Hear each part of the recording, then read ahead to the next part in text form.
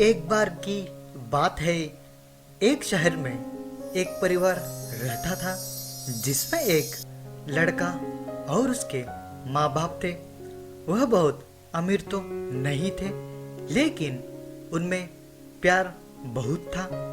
कुछ दिनों बाद उस लड़के की शादी हो गई। उसकी शादी सलोनी नाम की लड़की से हुई। वह बहुत लालची थी।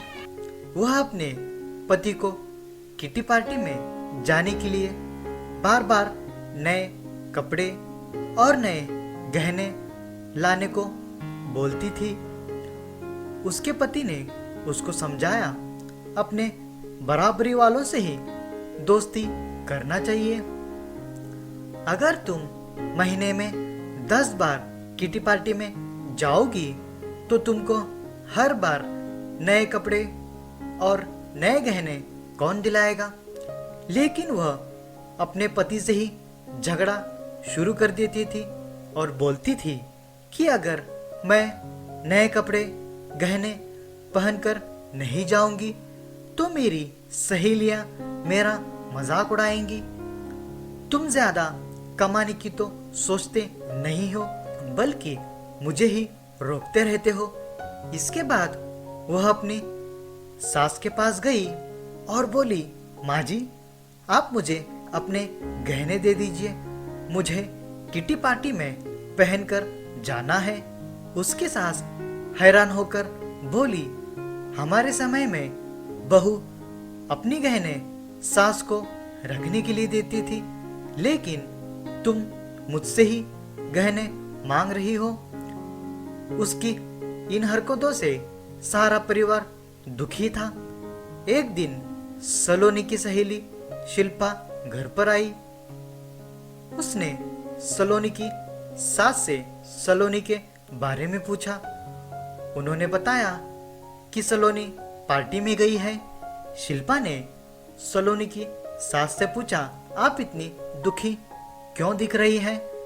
तब उन्होंने सारी बात बताई कि सलोनी किस तरह बार बार नए गहने और कपड़े की डिमांड करती है और सारे पैसे इन पर ही खर्च कर देती है।